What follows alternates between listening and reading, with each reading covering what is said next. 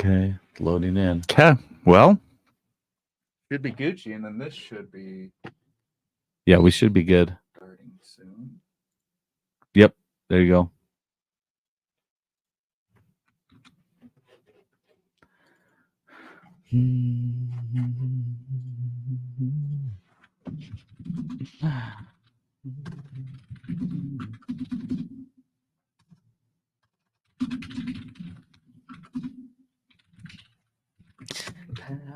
My pleasure, I hate you for being that Baby. That song is in my Oh, head. It's for in the my rest head of all my the time. life. It's my favorite. That's my It's in your favorite head troll all song. the time. Dude, it's the biggest nonsense that Rick Astley's Never Gonna Give You Up became the troll song meme of a generation when it should have been Kiss from a Rose. Like, it's such bullshit. This song is so much funnier. And like you said, it's fun to sing along. Everyone turns off Rick Astley. When people like hear Kiss from a Rose, you not only listen to the whole song, but you sing start along. singing along. But You're it's like, still "Oh, yeah, funny. It's so Rose." bad. And the music video itself is from Batman Returns. And there's like these clips of Seal singing shirtless, and then it like clips to like Michelle Pfeiffer and whoever the fuck. What's his face? Yeah. Keaton. Yeah. No, it's good. It's fucking good. Okay, are we ready to roll this? Yeah. Are you ready? No. This is gonna be the worst Trump impression you ever heard. It's gonna be great. Which it means it'll be the best. Well, thank you very much. This is incredible. Peterson Productions will not show the magnitude of this crowd. Even when I turned on today, I saw thousands of listeners here, but you don't see hundreds of thousands of listeners behind you because they don't want to show you that. They're not going to take it any longer. Go ahead, turn your mics, please. Would you listen? They came from all around the world, actually, but they came from all over our country. JD, what are you even doing right now? What are you talking about? We fight like hell, and if you don't fight like hell, you're not going to have a podcast anymore if you don't fight like hell. Wait, are you attempting to violently overthrow the podcast studio? I'm talking to the listeners here, and if you have to get your people to fight, and if they don't fight, we have to mute the hell out of the ones that don't fight. You mute them. You're going to. We're going to let you know who they are. I can already tell you, frankly. It's the Manning brothers, isn't it? Look, I'm not going to name names. Just go home now. You're all beautiful listeners. We love you, but you have to go home now. But stay alert and keep your guns loaded. Hey, it's January 6th, isn't it? People are saying this is the blurst holiday ever. So tremendous. You've just logged into the 3-Bit Gamer Show. Welcome to the 3-Bit Gamer Show. I'm JD. This is Peterson. And that was the hardest thing on my throat. Yeah, I was like, dude, it's been a while since you've done like a throaty bit. Oh my God. Does he talk like how does he not have throat cancer? Oh, he does. He has all the cancer, I think. It's just like all fighting to get him. Oh man. Welcome to the Blursties Part 2. We're recording here on one of Peterson's favorite holidays to celebrate, January 6th. At least I celebrate privately. Yeah, I understand. We all do. We're getting into the territory where we're going to start doing January 6th reenactments. So I get to be the Babbitt. I hope I get Babbitt. Most overrated. All right, first category up is most overrated. This is. Do you think we should do more? I think we should go back and do a better job introducing Do the some Blursties. fanfare. Do it. Okay, we're gonna. Can you edit this later? Yeah, I can edit it. Okay. Yeah. All right, the Blursties is our annual worst of show for this is 2023. We're covering the worst in the gaming industry. Look, we wait the whole year to Save do it all the up. year recap. We don't do it at the beginning of December like everybody or like else. November. Look, there are a lot of hot nominations that come in December every single year. Yes, so we got can't wait. early and late December nominations. And last week, I'll just recount the categories we went over last week. We did biggest disappointment, worst studio, worst launch, worst bug, and worst feature. Yep. And this week, we're going to do most overrated, worst sequel, gamer rage, worst name, and worst decision. So yeah, let's kick it right off. Most overrated. Okay, most overrated. This is the stuff. These were the things that received a lot of fanfare or just way more credit than they were due. Did way better than they should have. Yes. Honestly, we shouldn't encourage companies to do this. That's a good way to put it. It's things that we didn't want to encourage that got encouraged in 2023. Uh, Yeah. Peterson, one's you start mine. out. First Yeah. one's Oh, mine. I won't even touch this one. Okay. My personal most overrated nomination is the Super Mario Bros. Movie. This movie, I might have been the top grossing movie this year, top 3 for sure. $1.36 billion. Honestly, this movie was not good. And let me tell you why. Okay, first off, it is a movie where they're going through, it's a heist movie. Yeah. Where they're going in and gathering their crew. Okay, but Mario comes in this lovable character, right? There's some funny bits in there. Yeah. And it's supposed to be a comedy, right? Huge comedic cast. It's supposed to be a comedy, supposed to be funny. Most of the jokes are not funny at all. It was not funny. I laughed maybe twice throughout this whole movie. You know what was better? The Dungeons and Dragons movie, which I just watched that last night. Just telling Jenna how much I love that film. Made so much. It was so much funnier. And it made no money, and they're never going to make another one. It was the same movie, JD. It was the same movie. Every heist movie is the same. Heist movie. You get your crew together, and that was the Mario movie. They go through, and they're like, Mario ends up in this world. First of all, he never questions it once. He's just like, yeah, here I am. Like, this is great. I'm gonna eat these mushrooms. I get big. Like, this is. He never like says. He's been reading Alice in Wonderland his whole life, like preparing for this moment. Not only reading it, like that's. He's Bible. A fanboy. No, that's on his nightstand. Yeah. That's all he reads. So yeah, he just like there's no reaction. They goes in and does this stuff, and like they get everyone. They do it went through every trope. They tried to cover all the Mario stuff. They're like, yeah, we're gonna do Mario Kart. Of course, everyone knows Mario Kart. We're gonna do all the movies. We're just gonna like do all the stuff, do everything. Here's all the characters, all the stuff. The best thing to come out of that was the Peaches song. The rest of it, honestly, not good. I saw it once. And I have zero desire to ever see the movie again. Not good. Again, made $1 billion. Yeah, and everyone liked it too. Yeah, I know. Like everyone I know that likes it. I think I'm the only one who doesn't like it. But it's not a good movie. It's not even funny. Most of the jokes are not good.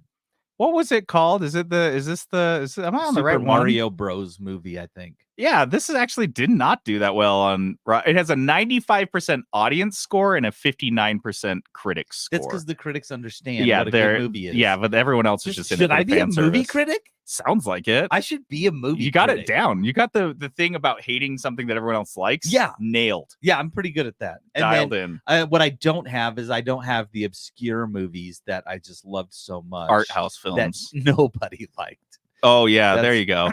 The opposite. Yeah. Well, I mean, you really liked that movie, The Wizard, right? Come on, who didn't like The Wizard? There you go. You're right on your way. Willow. Next up here, the entire video game industry. Such a disappointment. That's what I'm going to call this one. It's overrated. Sorry, this is absolutely overrated. Because we saw a number of articles this year that 2023 was the best year in video game history, if not recent history, last decade or so. Definitely the best year of this console generation. Massive releases this year. Huge games that came out. People waiting for a long time. Yeah, and everything came out and made a shit ton of money on top of that. And at the same time, the industry managed to lay off like 8,000 people in the same year, the very same year. Couldn't even wait till next year to like fuck people over and be like, well, market conditions have changed. They're so on top of it. They have to they already know that next year, brace yourselves, this year, 2024 is not going to be the year of games. No, and I can't see it getting better then. Mm-mm. You know what I mean? Because like you said, we had, as the consumer, from a consumer point, like just looking at this year in a vacuum. Yeah. Great year. Oh yeah. Great year. So many good games. Mm-hmm. Honestly, you could play 2023 games for the next 3 years. Oh, that's you could just that's play a great way to put the it. Next several years. However, the industry is taking a hit. We've lost talent. The jobs that are out there are getting overcompeted for. So people are just going to leave the gaming industry. And these are people who've been around we talked about this a lot, but gaming veterans. Yeah. People have been around for a long time. Studios that have been around for decades are gone. Right. People who had a hand in making some of the best games we've seen ever in 10 years. Yeah. They're gone. They're not working in the industry now. 8,000 people. Of those, from your HR experience, what would you guess? How many of those people are out? How many of those people are A, looking at tech, or B, looking at something entirely outside of gaming industry? Here's what happened. Half? They stayed in the gaming industry. I'd say 75% of them, 80% stayed in the gaming industry for the first 3 months. of their job search because they're applying against another 5,000 and people. Now 8 months later, 9 months later, Mhm. they're applying for anything Yep. they can get. Yep. And they're not going to be in a hurry to come back once the jobs do start to open up again. And they're trying to move out of California Mhm. because it's too expensive to not have a job in California. I think we lose easily half of these people. I love that the gaming industry, for a developer, that someone that works in the industry, the ebbs and flows are based entirely on interest rates. Because if there's not cheap borrowing from these tech firms, they're like, we don't know how to do it. How does do business without cheap money? Yeah. Unbelievable. So yeah, this honestly, the gaming industry, as hyped as it's been this year, this is going Super to be overrated. a year that is going to mess up the industry for. And I want us to remember this too, because Years we and look years. back at like 2000. I think it was 2005 or 2006 that was so amazing. Or maybe it was 2008. I'm trying to think of one of the late aughts. We had an amazing year, and that's it. People remember it as that. I want people to remember that this was extremely tainted and has a gigantic asterisk on it when you think, oh, what was the last great year we had for games? It's 2023, but we are paying so many consequences for it. We'll be paying consequences for this for years. Yeah, years and years. I Mhm. mean, because how long does it take to make a good game? How long does it take to make a senior level engineer in video games? Yeah, We got to wait that long to get some good ship games. a game first, Right? And we're looking at, to make a Hogwarts Legacy, we're looking at 4 or 5 years. Oh, kill me. At the best case scenario. And Hogwarts Legacy, they're already you could have released a good game this year. Not that Hogwarts came out this year, but you could release a good game. Well, I guess it came out on the Switch this year, and it doesn't matter. You're still Zaslav, whatever, is still gunning for the studio behind Hogwarts Legacy. Right. You know there's going to be layoffs there too, even though they made arguably one of the best new IPs in years, and they're gonna get gutted already. And they're already signaling that what they're doing is bad for the overall organization. So yeah, screw that. Next up, another one for Peterson. Okay, the FNAF movie. FNAF. Okay, if you don't know what that means, good. You're out. You don't have teenagers. Five Nights at Freddy. Five Nights at Freddy's is I don't even know. It's a horror video game. It's like a survival horror immersive not good thing. It's not good. But there's 8 of them. But kids love it. Like, it's just like they keep making it's like meme for kids. They love it so much. And they call it FNAF, which I hate it. That's why they call it that. They know how much it pisses you off. They're getting under your skin. Yeah, I've straight up told my kids to stop. Stop saying FNAF. That's effective. Call it Freddy's or something. Five Nights there you go. or something. But Five FNAF Nights sounds so stupid. If adults played this game, that's what it'd be called. Five Nights? Yeah. So yeah, Five Nights at Freddy's came out with a movie this year. Mm-hmm. This movie was straight up garbage. Not good. JD, this movie made hundreds of millions of dollars. This movie made so much money, and I'm talking about profit. Mm-hmm. This movie, netted $294 million gross, and it didn't cost $100 million to make. I can tell you that. No. This movie is straight up trash. It doesn't even have any like big name actors in it, does it? I don't think so, and I don't know. I have no idea. My kids all wanted to see it. One of my kids did see Josh Hutcherson, Elizabeth Lail, so just say Piper Rubio, So no. Corey X. Kenshin, Matt Pat. These aren't real Those human aren't beings. real people.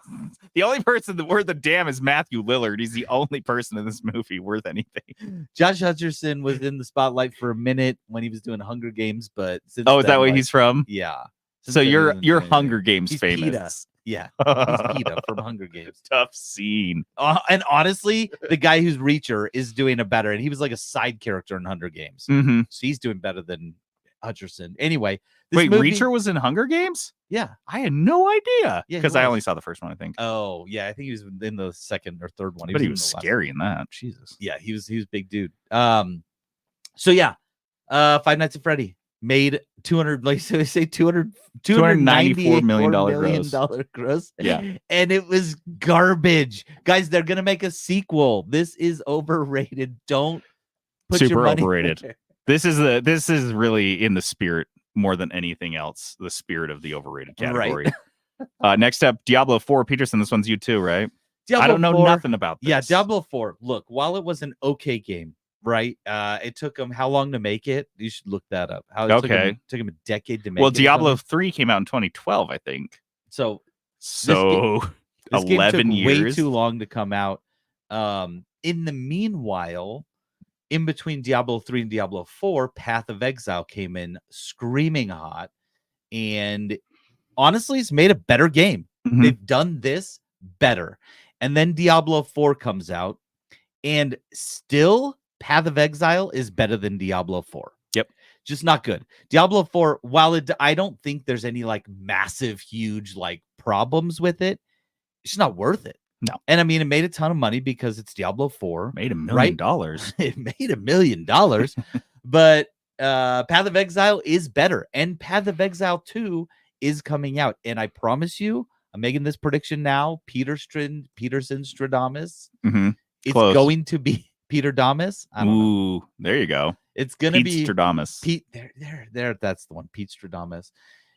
Path of Exile 2 will be significantally better than Diablo 4. Diablo 4 on PC, which I think would be the most generous, the best version. Yeah, that's where you got to play. 86 Metascore. That's on critics. Mm-hmm. A 2.2 from users.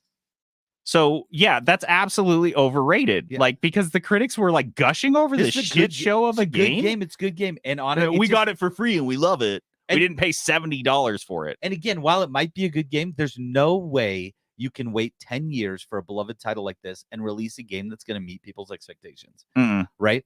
And it's not that much different than Diablo 3. Like, it is different. There's stuff that's different, classes and stuff, but it's not that much different to make it like, yes, this is a 10-year effort.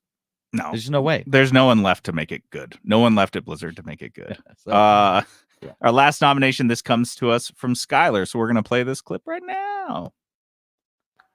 Hey everybody, it's Skylar. I caught something while visiting my family for Christmas, so I don't have much of a voice. Yeah. I'm going to let my buddy Einhar from Path of Exile tell you about the most overrated category in 2023. Hello, Bitiots. Einhar here. Skylar has asked me to talk He's about even the AI for most this voice. overrated Really? category for 2023. In fact, Skylar is using my AI voice to highlight a problem in the gaming industry. Using really bad AI voice to replace real voice actors. We know the hype machine hyped the heck out of the day before. But unfortunately, I don't believe it qualifies for most overrated. It was a close race between Diablo 4 and Starfield. But Aina, you might ask, you are from Path of Exile. Does that not make you a little biased? For that I say no. I'm just an AI voice. Have you not been paying attention?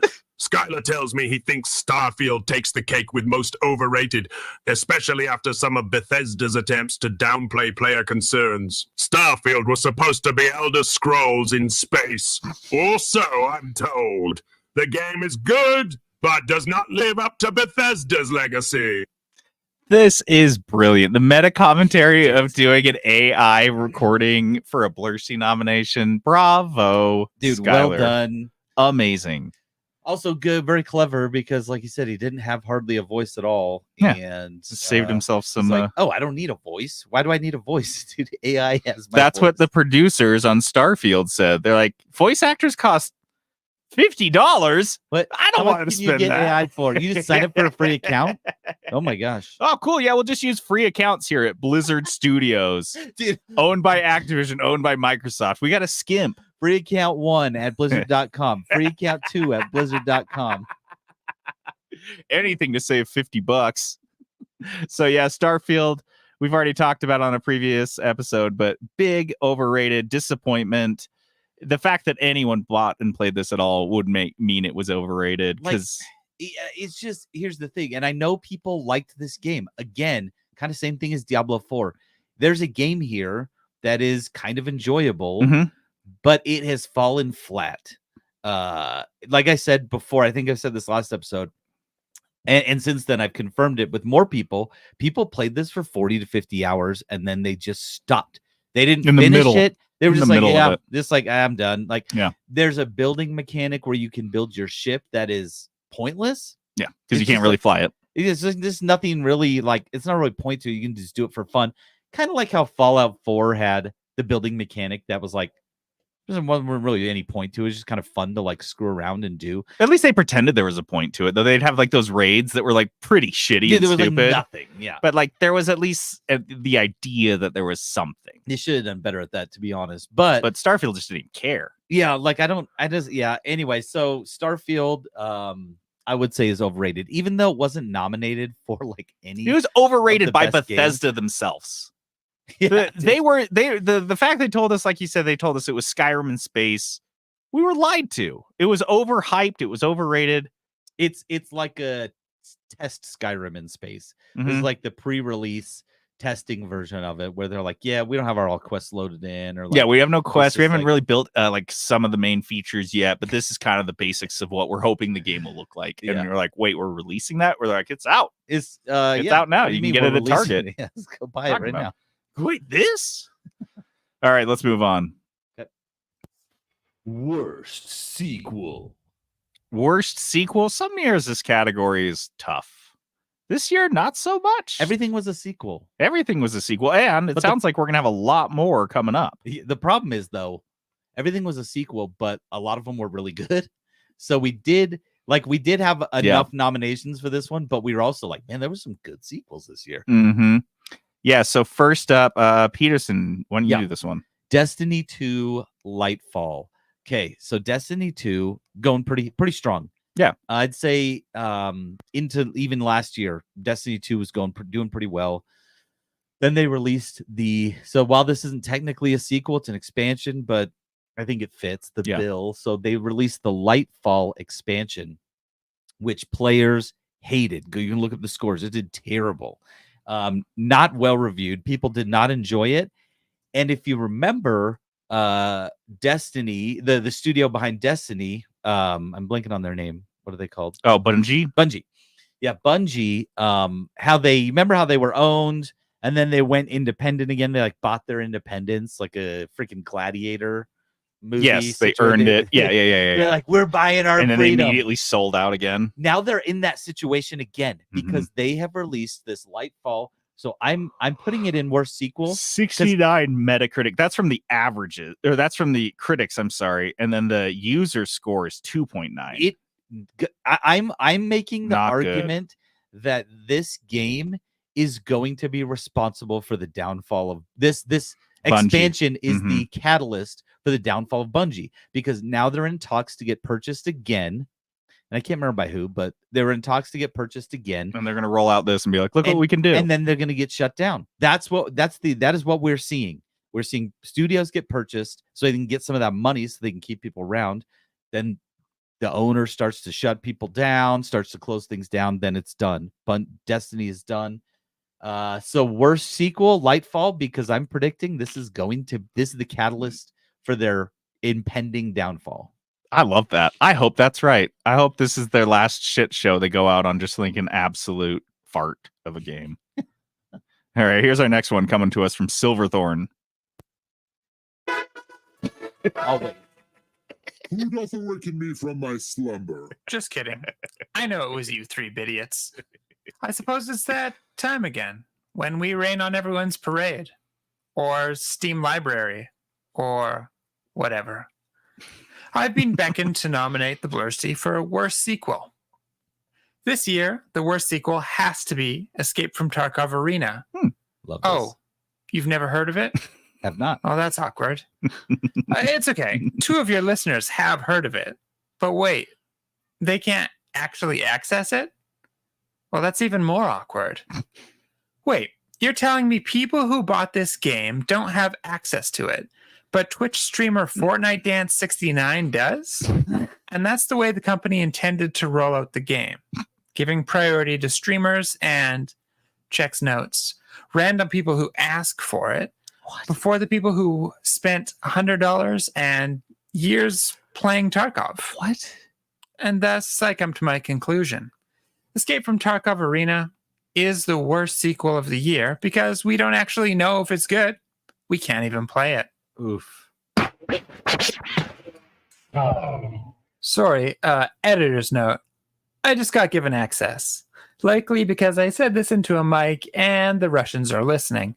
I can confirm, even with access, this game is trash. we are listening. Shit. Where are they always on here? I love this nomination because this is not even on my radar. So this makes me super happy. Dude, I Google Escape from Tarkov Arena, and the first link that comes up is arena.tarkov.com, and the headline is buy pre-order. You just can't. I don't understand. What? So you buy it, and then they just have to like let you in? Are you buying the ability to be allowed access at some point? I don't know. This is a great nomination. I like that. Tarkov. Tarkov is a great example of a studio that shoots themselves in the foot because they have a game that people genuinely love. I know people who are obsessed with this. I see Aaron playing Escape from Tarkov all the time. Oh yeah, people that like this game love this game. I know that Silverthorn is a huge fan of this game, and they have made exclusively bad decisions since the game has gotten popular. They just, every time they do something big, it is the wrong decision. And this highlights another one. Well, they're calling it the Escape from Tarkov Arena beta. That was, by the way, not to, toot our own horn once more, but December 17th release for this. So again, we would have missed this if we did Blursties earlier. Yeah. But they're calling it a beta, but in order to download it, you have to have a Escape from Tarkov account that has been granted access to the beta, which is just random, but they're not calling it a closed beta. But you call it a closed then beta. you have to buy it. Yeah, you have to buy it. The beta, and then hope you can get in. This is weird. Have you ever heard of a paid closed beta? Because that's what this is. It's literally that. The only people I can imagine who do that is that game that's being made. Oh, Star Citizen, and people would pay it and be like, "Oh my god, this is great! So happy to pay this." Dude, those people would pay. They for haven't asked me shit for flavored money ice cream if Star Citizen sold months. it. They are so stupid. Okay, Escape from Tarkov Arena. Thank you, Silverthorn. Amazing. Next up here, EA Sports FC 24. You stupid bastards! You thought you could just sneak one past us? You pull the wool over our eyes, and we wouldn't know that this is just FIFA. 2 FIFAs in a trench coat. Are you fucking serious? EA Sports FC 24. This you is made FIFA your name 22 and 23 Yes. piled on top of each in a other. trench coat, and it looks exactly the same. You're like, come on, bro. We know, right? I would like to be a video game. Would you like? I would like to sell myself for 2 tickets to this video game. Okay, you can't come in here. I think EA's attempt to rebrand FIFA, a FIFA soccer game without FIFA, which is very strange, has come off. I mean, I like that when they released the cover for the game, before any of this even started, they released a cover that's like a riff on the Beatles' Sgt. Pepper's Lonely Hearts Club. Oh, wow. Yeah, that was like, so it was like a picture of a lot of different footballers in that format, but they used their in-game models. And what was the one thing we know about not FIFA's great. in-game models? Not So great. they looked all shitty on the cover they released. And Why would you do that? Every sports game, they just have an actual picture of the person. Yeah. That's like Yeah. what they do. Yeah. And so Dude. IGN asks EA's vice president, John Shepard, what the fuck? Like, do they look shitty or what? Why do you like you have this? a picture of this? Can you pull it Yeah, I'll up? see Yeah. if I can pull Keep it up. going. Yeah, so it's like they ask him why this looks shitty, and if it's going to reflect how the characters in the game look. And he's like, you know how hard this was? You know how hard it is to get all the licenses for this? He just whined about how hard it was to put this cover itself together. That was his fucking answer. And then he goes on to say, I'll just read this quote. The key thing is, and I think it's really important, is we're doing so much to improve player likeness. Our visuals are going to be amazing. We see the feedback. We also see tremendous positive feedback as well about that cover and what it represents, and also what it means for FC going forward. Dude, have you ever heard a more Trumpian response to anything? Dude, that's what I was thinking. Wasn't literally Donald Trump. That sounds like Donald Trump. I can't believe this. He just says, they're like, hey, why do the visuals look shitty? And he says, oh, our visuals are great, and everyone loves it. You don't what? Yeah, we're like, but that's not, we're telling you, dude. This is It's creepy, right? not good. So I'm looking at it right now, and Holland if you know who he is. Mhm. He's right in the middle. He's the dude right in the middle in the blue Mhm. shirt with his arms folded. That's like barely what he looks like. I was like, that's supposed to be Holland? Like they literally used the in-game models and they didn't bother touching them up. They weren't like, let's run this through, I don't know, a cell phone touch-up app first to make the characters look at least a little bit more like their actual counterparts. Oh my god. Yeah, so it's really bad. And the David Beckham looks like homeless David Beckham. that's the best part, dude, is because they did the Sgt. Pepper's Lonely Hearts Club thing. There's a lot of bad ones. It wasn't like they just put one person on the cover and it looked like shit. Honestly, and I'm not joking. This looks like they pulled it from 6 different games. Yeah. And just like pasted them in here. This is like Michael Dude, Scott's it was like Photoshop. John Shepard said. It was really hard to pull all those out from 6 different games. So crazy. So that's how this starts. That's FC's like opening salvo as a new franchise. They're like, we bucked off the FIFA name and this is what we're doing. And everyone's like, wow. So it releases to a very middling and expected critic score of 7.5 on Metacritic. That's exactly where if you would have told me to guess, that's where I'd put it. And the user score was 2.3 because everyone fucking hated this. There's a bunch of bugs. Here's my favorite one. Ada Hegerberg, their figure in Ultimate Team, popular because of her 89 overall rating. So she's like, oh, they put women in this game for the first time. Yep. And so they put Ada Hegerberger in it, and she's an 89. So she's supposed to be really good. No, she just runs away from the ball every time. Like the ball's kicked, and for whatever reason, her character is terrified of it. Yes. Scared of soccer balls. It's just her. Wait, is she playing against men?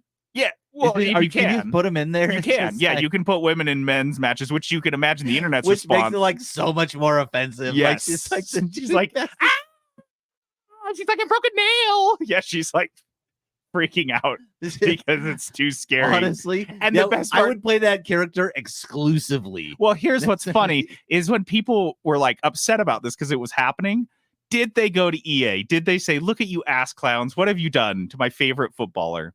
No. They tweeted it at Hegerberg. They heaped abuse on her until EA fixed the bug. They're like, you stupid bitch, why you always run away from soccer balls? This is how you play. I've watched you play in so many games and you always do this You shit. run away from the You ball. coward, play football. This is so great. And on top of all of this, this is $70. So Of that's course. the Yeah, the dude. first FIFA game that was $70 was actually FC.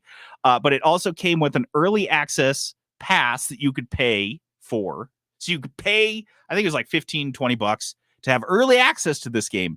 And then within early access, they had a $30 loot box.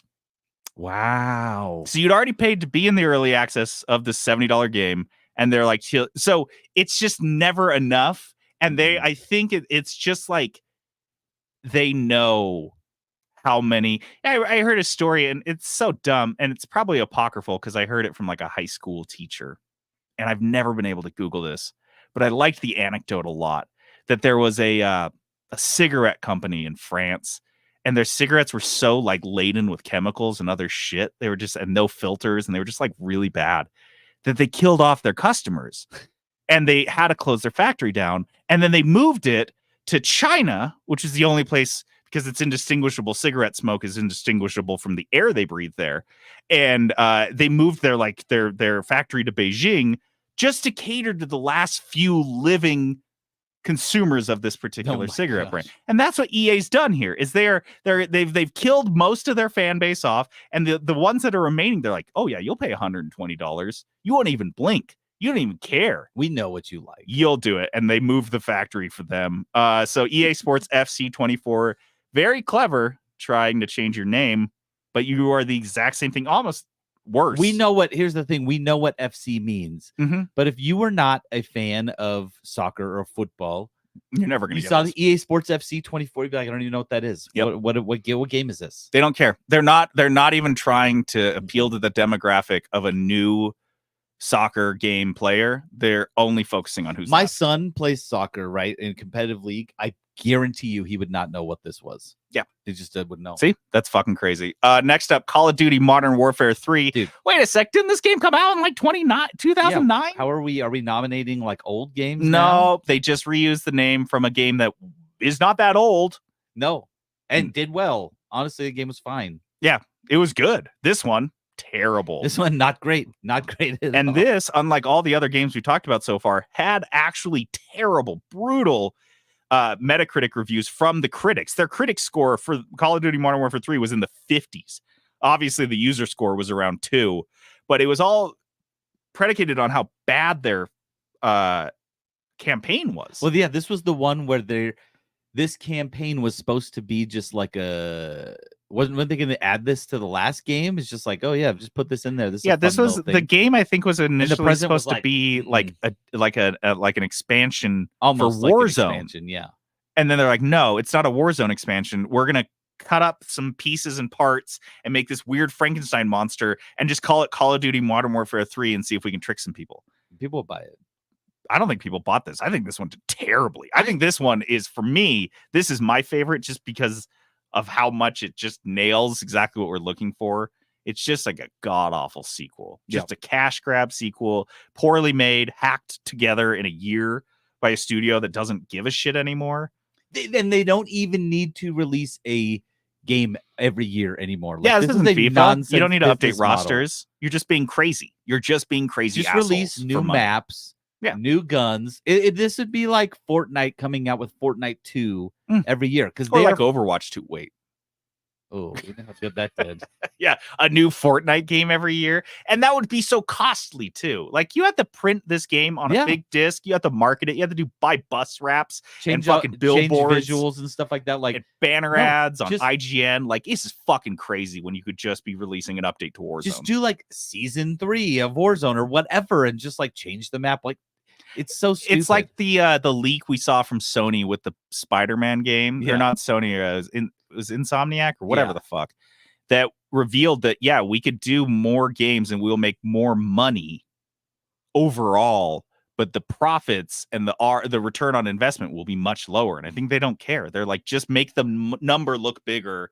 Even if we have to pay gigantic, like the economies of scale aren't there and we're losing money. Stock price is not based off ROI. I can tell you that right now. It's sales. Yes. And it's like how much it's revenue incoming. So ridiculous. Yeah. Last one here. Worst sequel, Payday 3, which was this middling game that no one was really clamoring for. No one really was like Payday 2. That was on the 360, by the way. So we skipped a console generation. I think everyone is comfortable with like being done with this. No. When like I think Payday fans were stoked when they found out. True. Kind of like similar. I would compare it to. I played Hades. Loved it so much. I love this game. I keep it downloaded on my machine because it's like one of those where I was like, I can't delete it. What if I want to play again? Yeah. And then they announced Hades 2, and I was like, oh, sweet. Like I wasn't even thinking Hades 2. I was just like, nice. This is what this is like. It's in the same category as Saints Row for me. Payday the Saints Row 4 they did. Yeah, and it's like, was anyone really asking for this? But the Saints Row fans are like, oh, like, cool, I'll show up. This is going to be fun. Nope, you fuck those fans right away. Because this one is so insane. Payday 3, their game servers failed on launch, which is, as it's an online only game, kind of bad. Yeah, it was unplayable. Kind of bad. Like, and I think week 1. That's something, and I, for the first time ever, refunded a Steam game. And it was so easy and so seamless. It's because I was trying to set up remote play for Jenna so we could play a game together. And I didn't realize we could and I bought the game thinking like, fuck it, we'll just play it co-op. And then I realized it actually doesn't have co-op unless you're doing either remote play or couch co-op. So I was like, oh, okay, well, I'll just return it because I'm not going to play it. Right. So I didn't feel that bad. And I imagine if you booted this game and you have 2 hours, right? 2 hours. 2 hours. Yeah. So you boot this game and you could sit in the fucking lobby for an hour and a half, which is a very good, you're giving them a lot. Like, oh, that would be even generous. Chivalry 2 when it was at its worst. And we had to like fight and try to get everyone in the same party. And it never took longer than 25 minutes. No, it would be 8 minutes. That was our like joke. It's like, oh, we want to queue up. It'll take us 8 minutes to get there. But this was so bad. It just never happened. And so I think everyone just went and refunded it. Would you not? I would have done the same thing. I'd be like, it's not that big of a deal. And then the player base, so 1 month after launch, Payday 2 had 10 times more concurrent players than Payday 3. Payday 2, an Xbox 360 game, had 10 times the player base. They created an itch, failed to scratch it, and then they had to revert to their old game to scratch the itch. Yes, that's funny. They're like, oh, I'm going to go play the good one. Yeah, I guess I'll just play Fuck this. 2.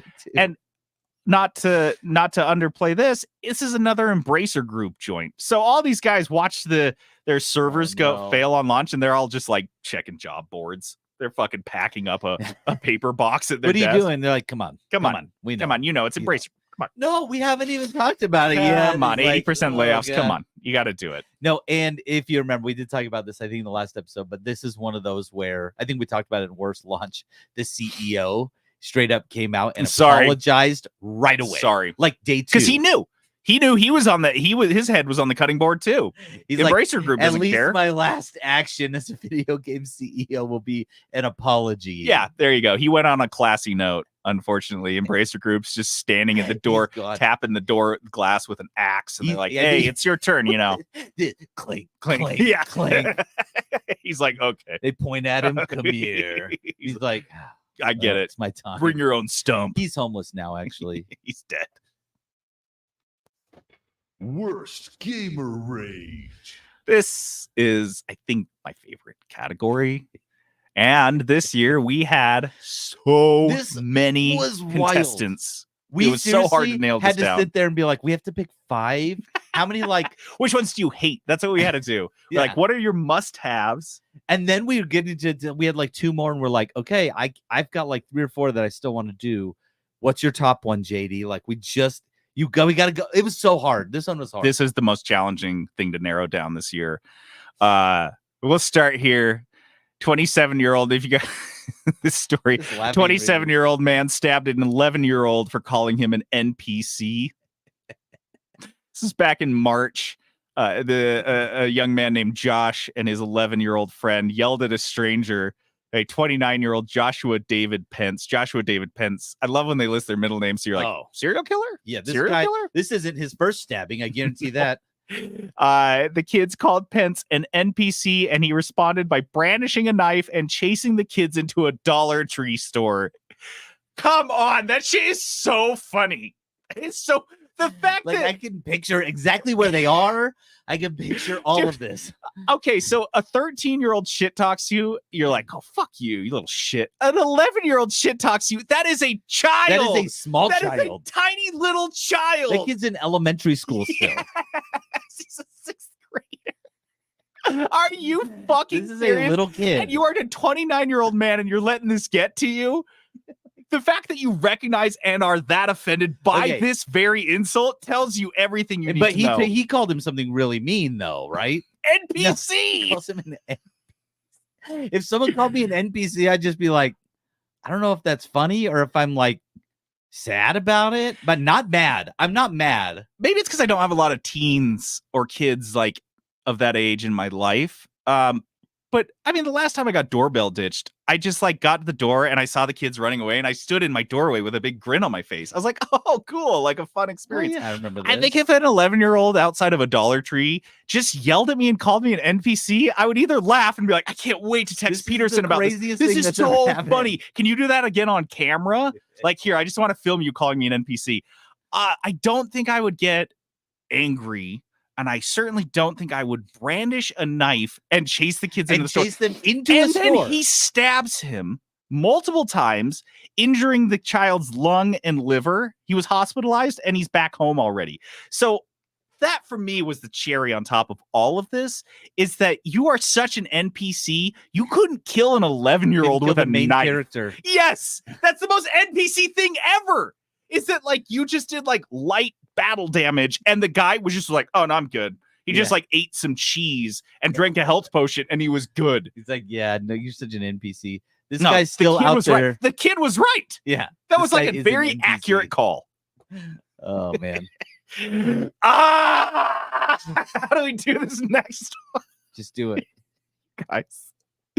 Probably up there as an all-timer for me in gamer rage history. Yes. What is it, 6-7 years of doing these Blursties.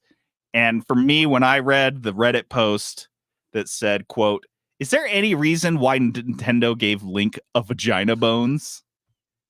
And yeah, the A is in there. I just copy pasted it. Vagina bones. And this is a picture. It includes a picture of Link that it's just like a shitty screenshot someone took of their phone, and he's circled right above Link's belt, and he's got 2 little divots there.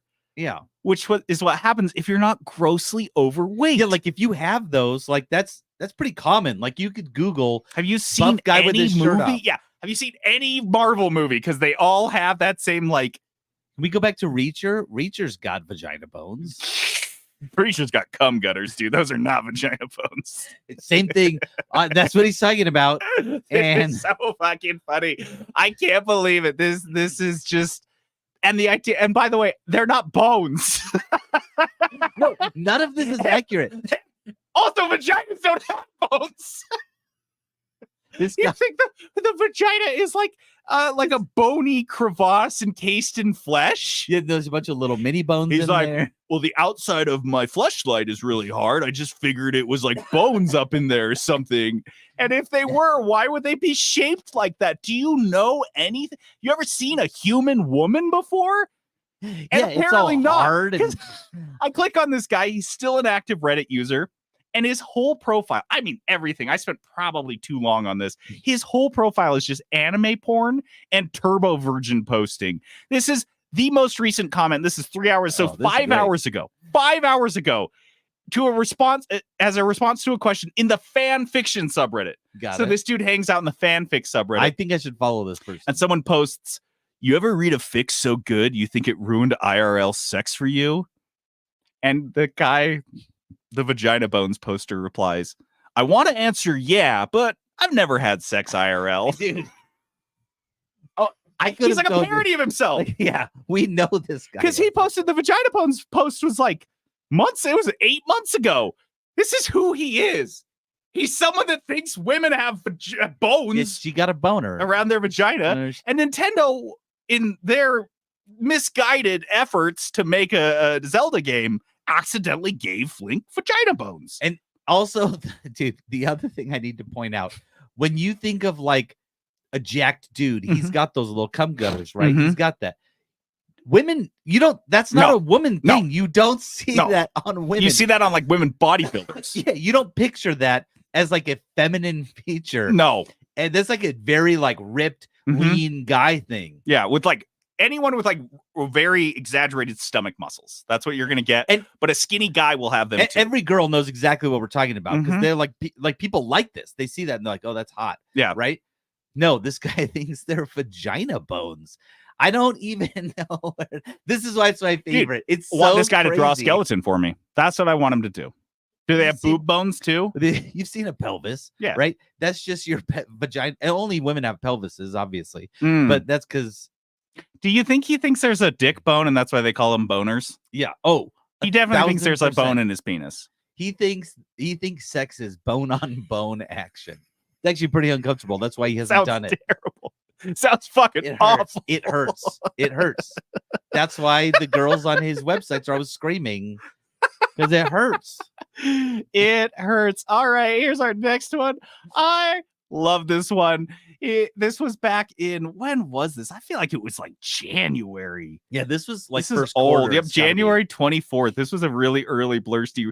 Republicans were really mad that Xbox has an energy saving mode. How dare they? I'm just gonna roll the clip. Yep.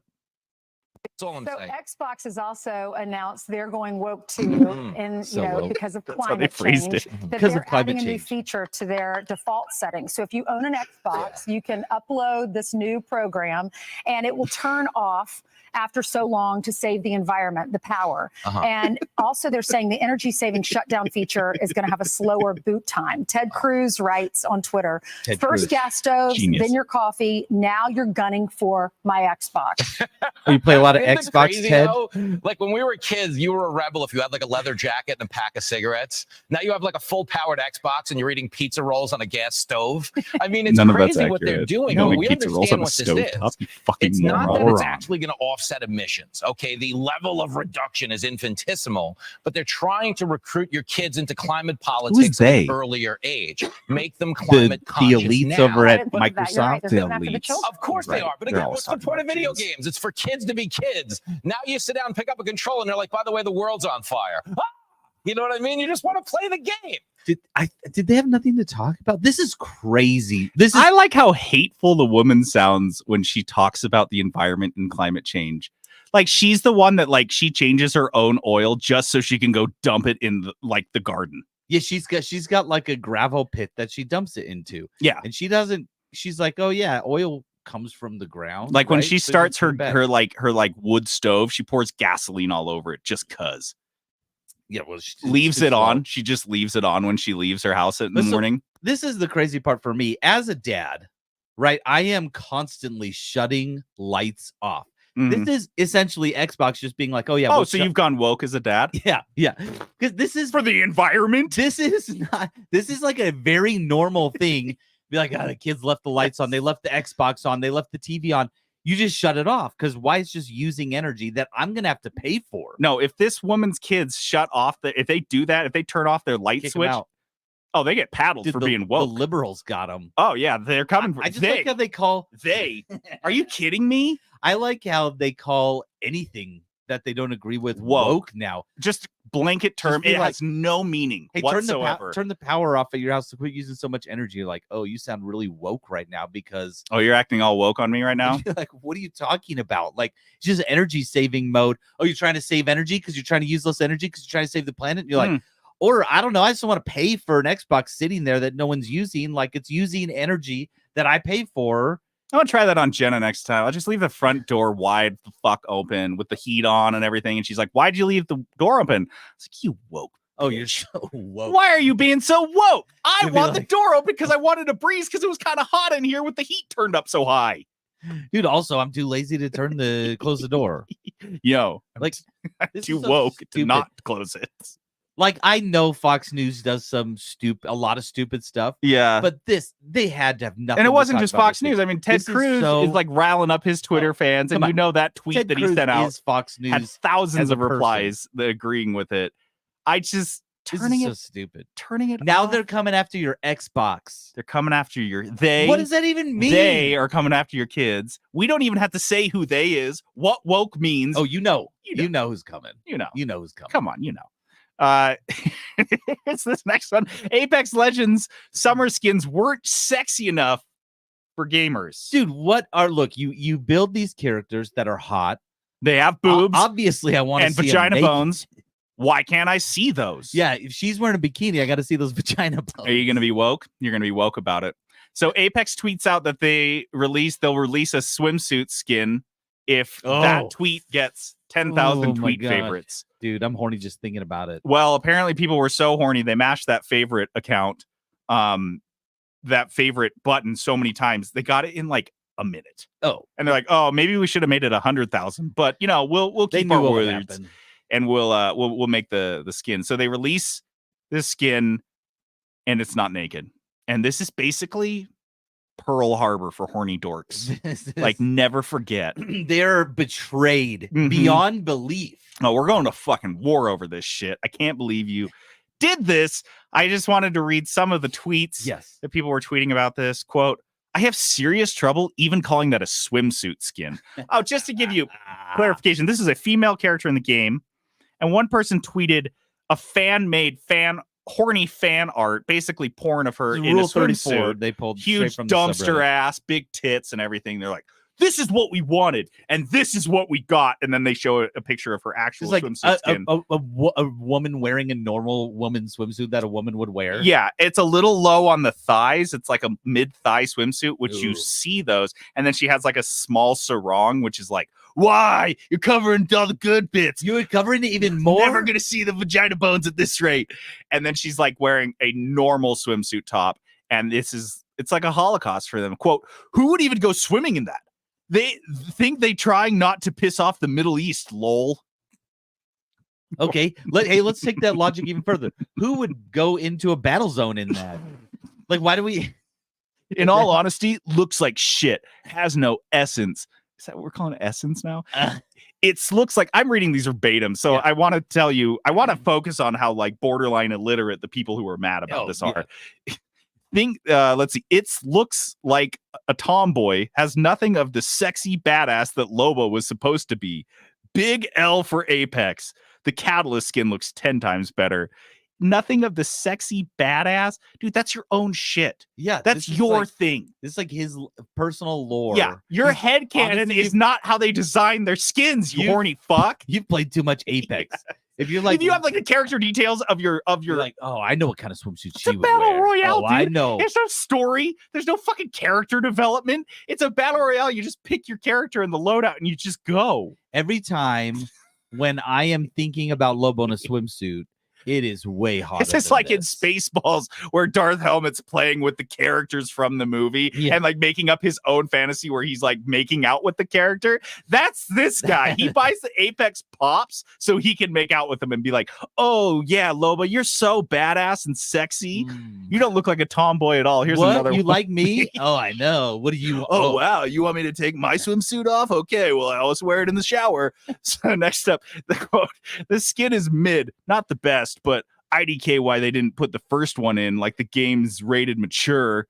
So this person thinks the game is rated mature, and they think the first one, the fan thing, is a real skin that was in the running. They're like, that was the original pitch, and they're like, oh no, they made it way more woke. Yeah, this is what your brain looks like when you jerk off to video game characters. This is what happens. This is why. Yes, this is a simple one. Quote, I want to see that ass.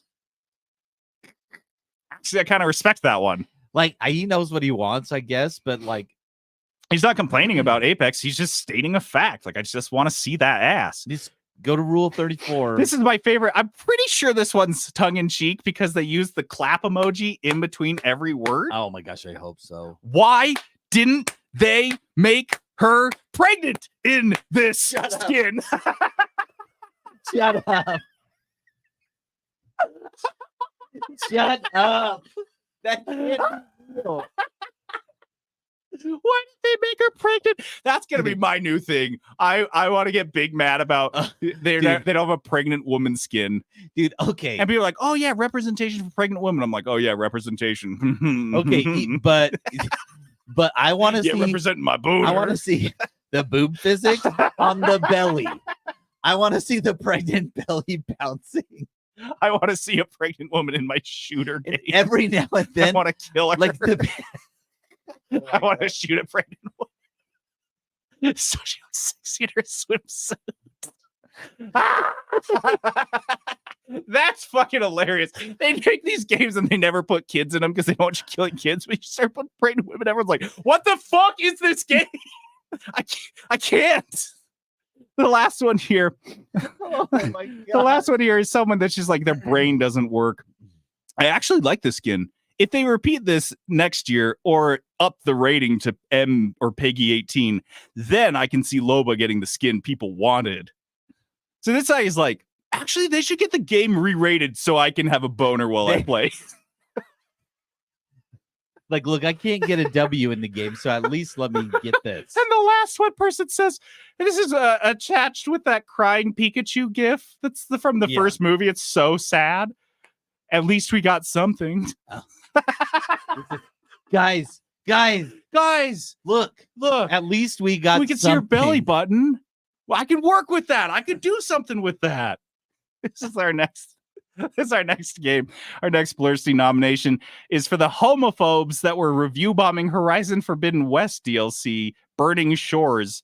Because a scene from that, you as the character Aloy can choose to kiss a woman named Seika. You don't have to. This is like a player choice. So if you're homophobic, you can be like, no, my Aloy hates straight. Women. She's so straight.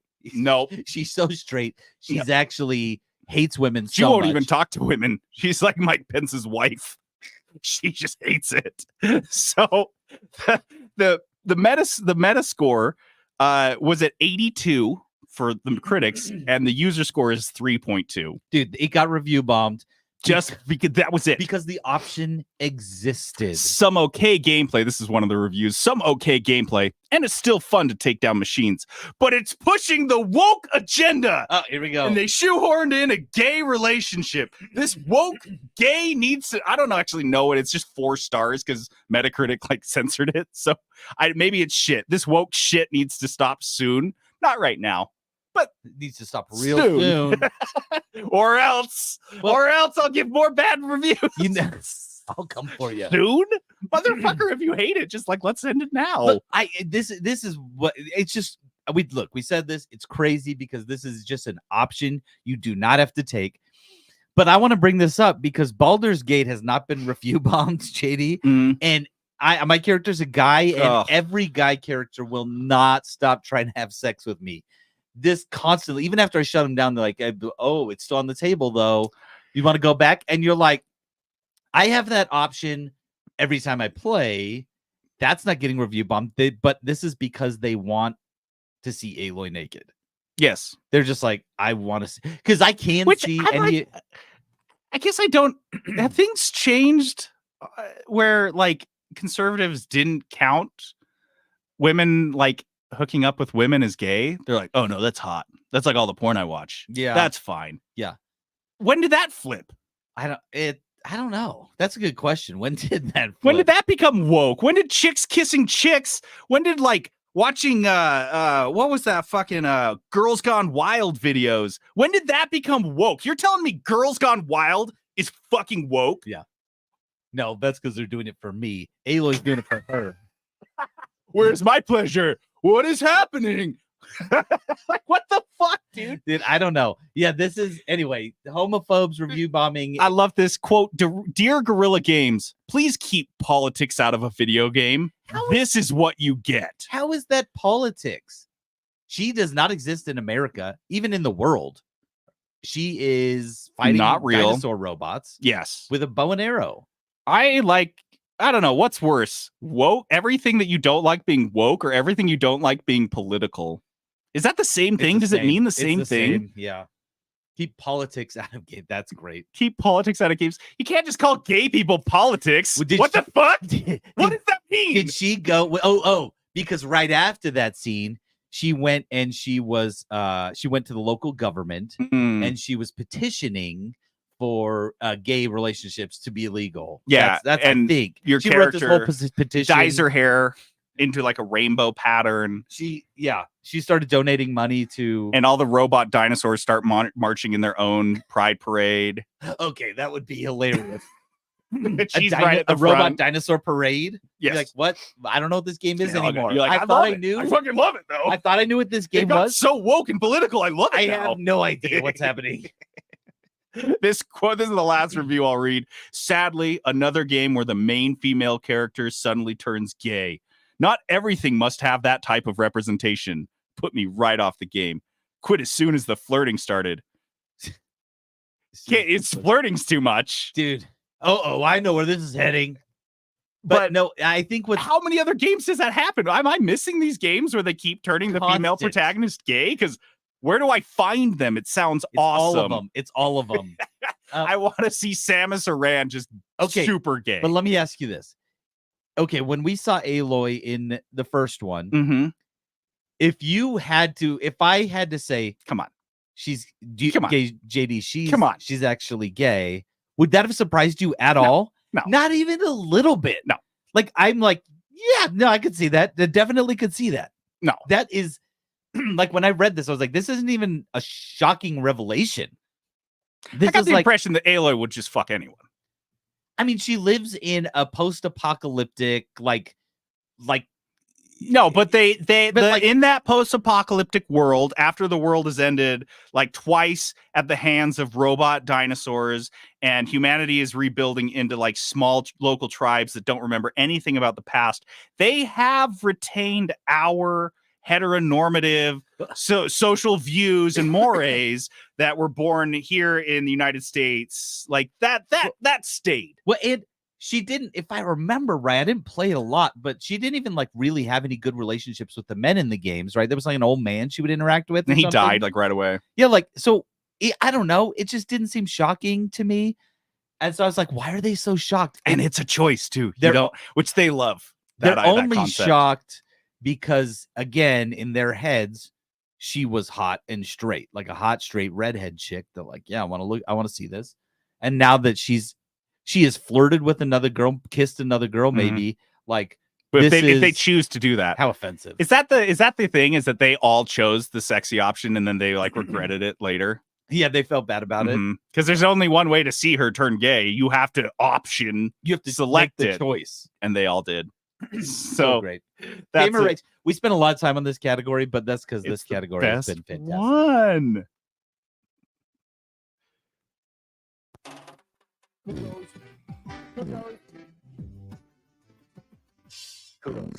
Welcome to intermission. I couldn't get it to say poodles, so I just added a fart. I hear it. I feel like I hear it. I hear the P. You know. Yeah. Yeah, we know.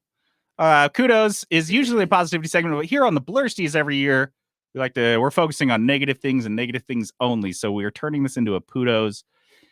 And this year, do we have any others? Or is this it? Nope. I legitimately was like, yeah, this is the one thing I want to give kudos to, and it was the same thing. College football. I know most of you guys aren't going to give a shit about this, but now we'll catch you up.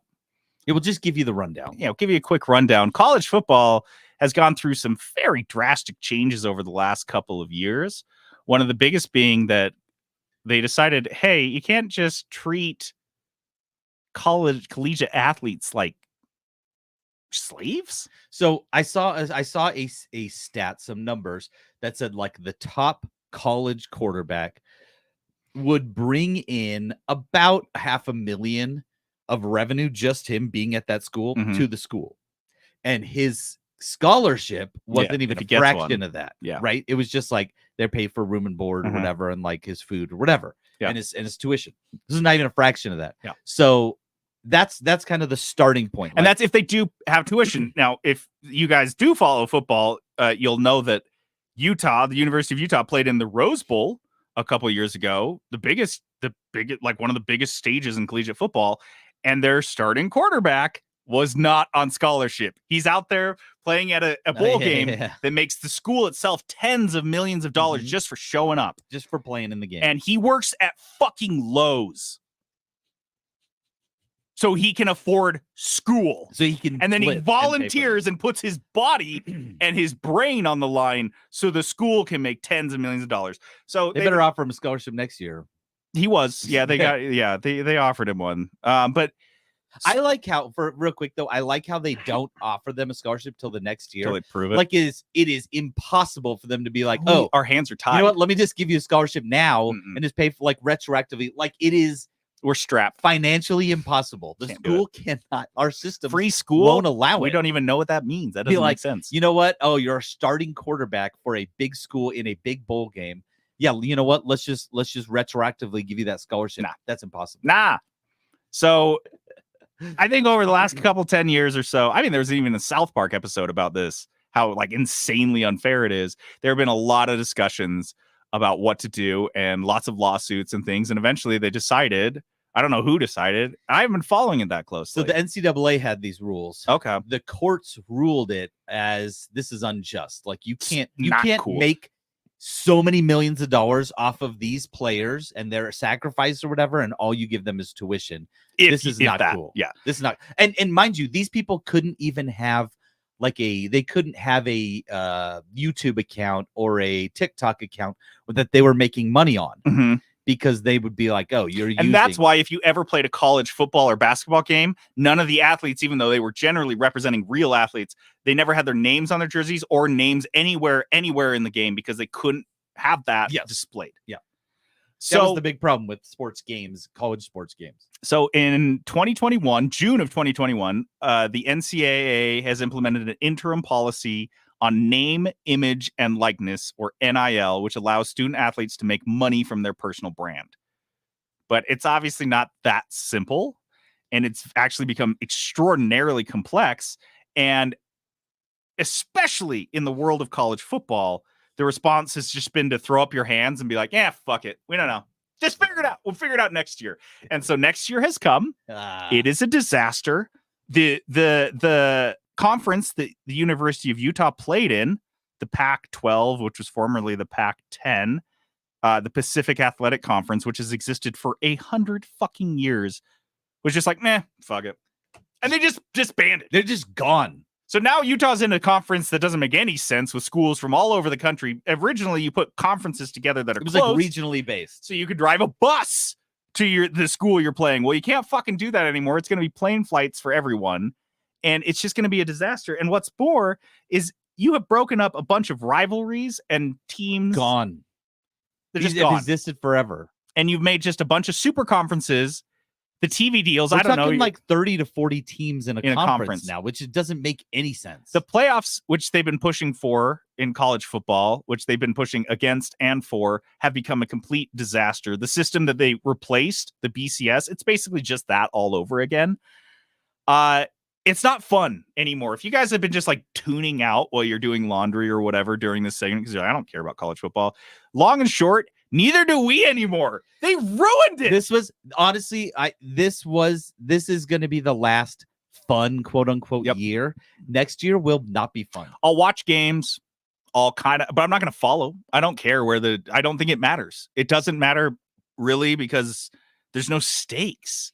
They've just shaken everything up and they have no plans. They've made it a minor league for the NFL. Yes. Is what they've done, which is I mean, you could argue it's kind of been that, but no, it hasn't, because it is its own animal, it's its own thing. And now that it's just open up, like you can recruit players now by offering them money.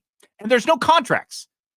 And because NIL hasn't done anything at all to like nail down rules or anything. So you can be a really good college football quarterback, and you show up and play your first game and you do really good. And another team that their quarterback just got injured and they have a shit ton of money, they can just call you up and you can be playing at their school the next week. And let me clarify, the school cannot offer you money. They can't say, come, we'll give you $1 million to play here. No, but the school have booster clubs who say, hey, come play. So really here. the richest schools, which are generally the schools that have the richest alumni bases, are going to be the only schools that have good athletes because they can just buy them. Yeah, those buy athletes.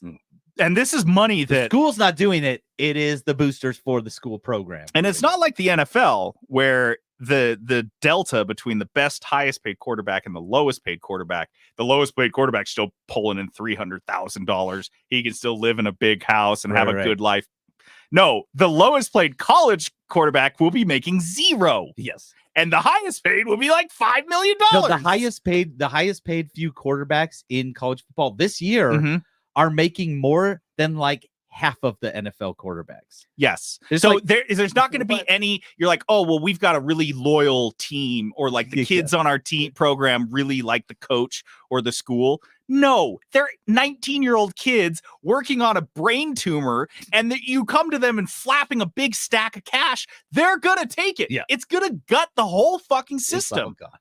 It's awful. I don't care anymore. I Utah had one of the coolest seasons of all time, and the Pac-12 in general, this conference had one of the best seasons crazy of all time. There's like 4 or 5 teams at any given point who were in the top 25 in the nation, and then it's gone. I just don't care. I just can't. It's hard to care. It's hard to care now. They ruined college football. They did it, and they did it like apathetically, like they didn't care. They went too far in the other direction. It was like too much. Like we own these kids, and these kids can do nothing. To now you can do whatever you want, and it's all a mess, and no one cares, and there's no rules. It went from like way too many rules. Like coaches getting fired. This happened at my wife played volleyball at Utah State, and her coach got fired because one of his players' parents died, and he felt bad for her. So she was really miserable. Right? He took her out to dinner just to be like, hey, she was already on the team. Yeah, already on a scholarship. Can't do that. He paid for it. He was fired. Right now, there's all these crazy, way too hard rules. To now, there's nothing. There's no rules. It's just like they're doing it to spite the courts. They're like, oh, you don't want any rules? Fine.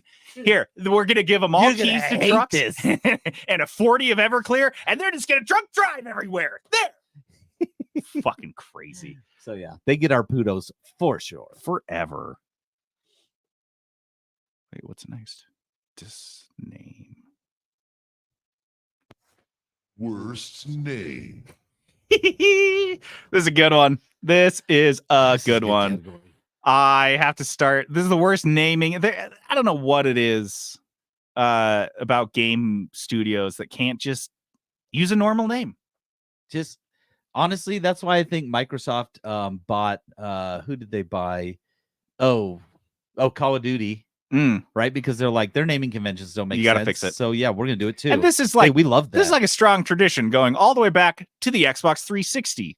Right. None of it makes sense. Just stupid. That's why Microsoft was like, dude, Activision does pretty good with their Call of Duty naming. Maybe they can help us out. So, but this is like 50% of them. This is what they do. This is so good. Go for it. All right, our first up here is Naruto X Boruto Ultimate Ninja Storm Connections. Look, you had me at Naruto X Boruto. You didn't need to say anything else. You already had the nomination. nomination. We love you. Great work. You did a good job.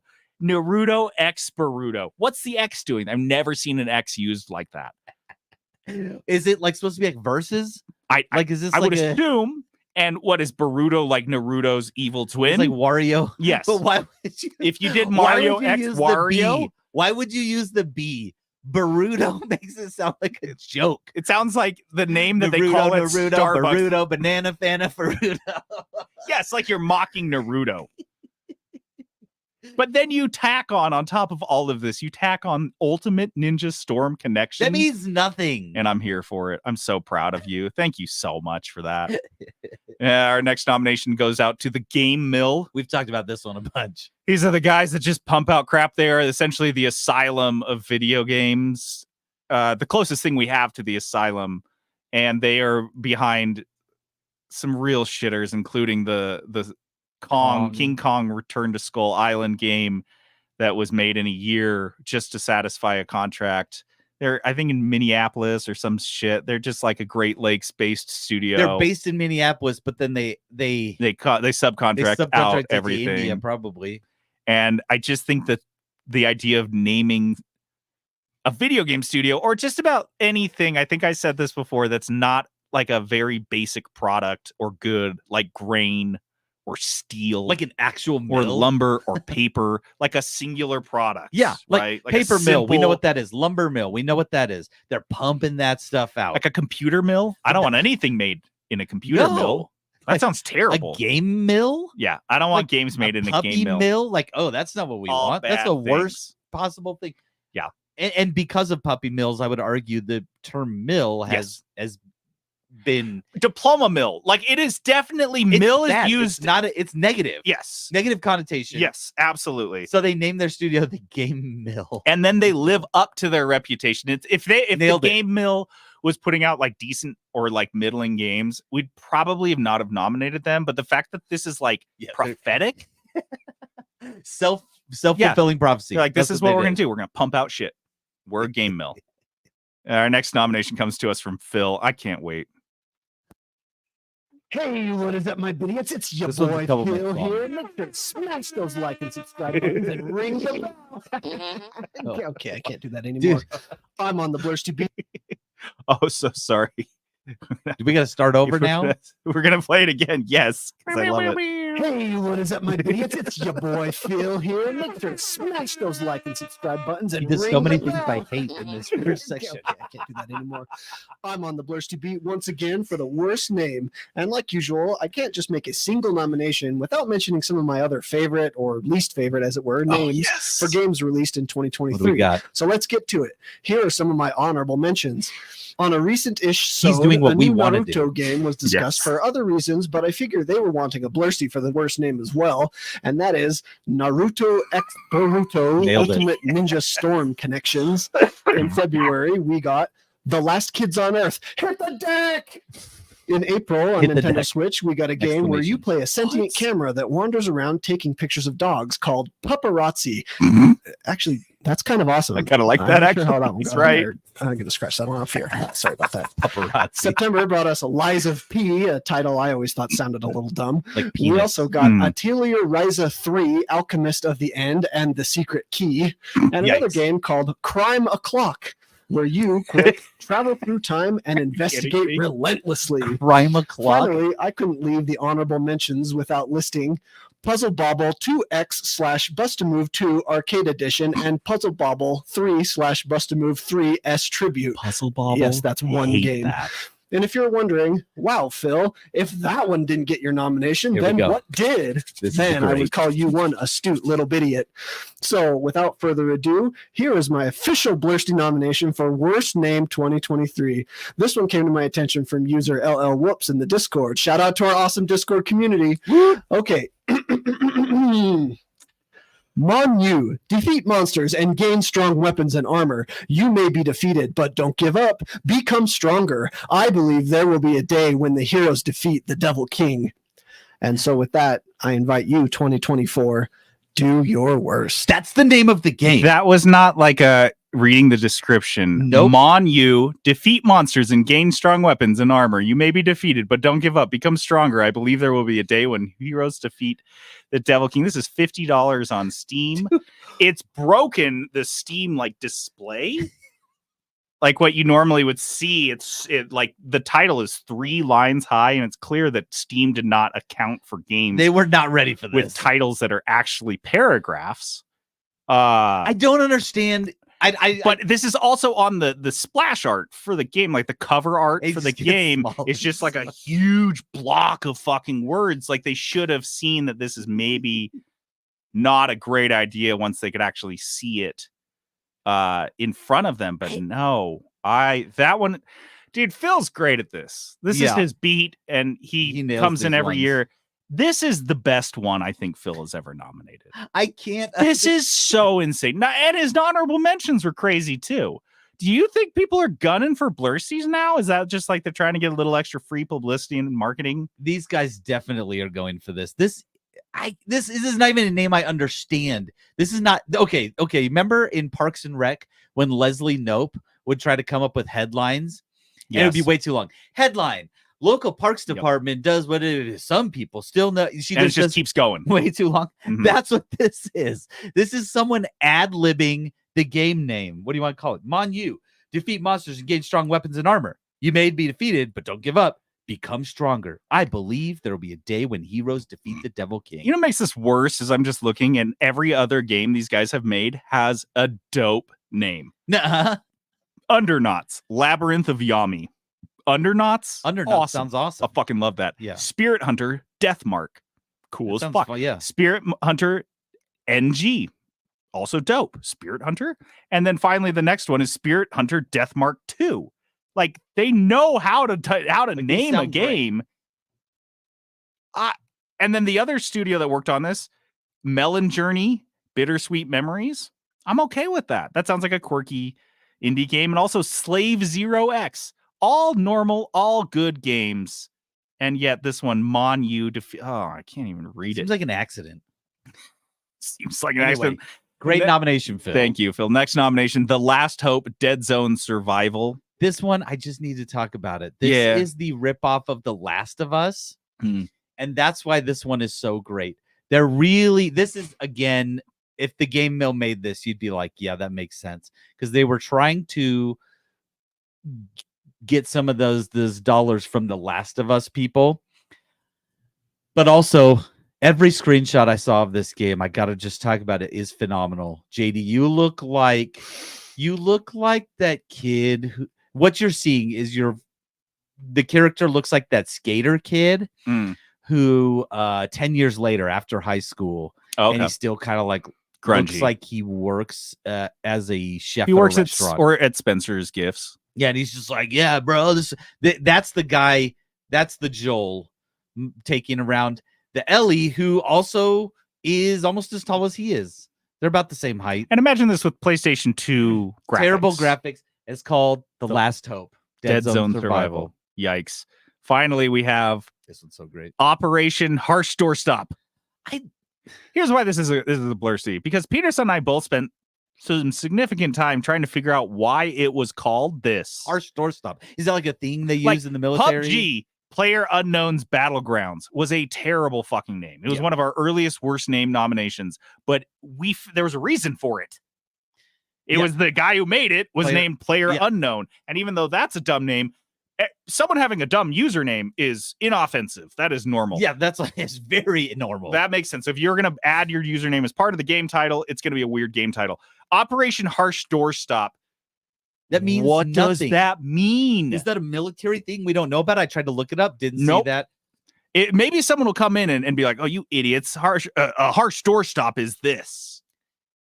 And here's the thing: this is a serious game too. This isn't like a military sim. Yeah, this is a military sim, and they call shooter it sandbox Operation. And here's the other piece: it's not Operation Harsh Doorstop. It's Operation colon Harsh Doorstop.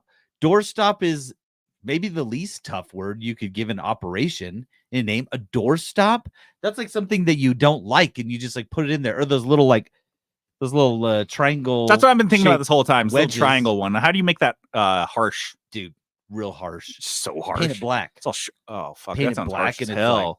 like a matte black that's like comb its hair over its face, and you're like, that is one harsh doorstop. Dude, that doorstop's real harsh. Fucking crazy. This is a stupid name. It's a stupid name. I don't know if it's the worst, but it is stupid. It's stupid enough for me. Come on, we all know what's gonna win. Harsh. If the fucking nomination Phil sent, I guarantee you is not gonna fit on the poll. It's gonna break the fucking poll we use. Like I didn't even have that on my radar, and it gets my vote. That's how bad easy. it is. Like, why are we even talking about any other names? And it came in and it beat out Naruto X Boruto. Yeah, I'm offended, but it makes sense.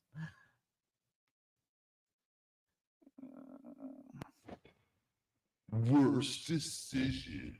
All right, our final Blursties category of the year. We'd save the best for last, or the worst for last. I'm not sure. This is worst decision. Just when people make bad decisions, and we saw a bunch of these this year. I love this decision because none of the other ones resulted in the deaths of multiple people.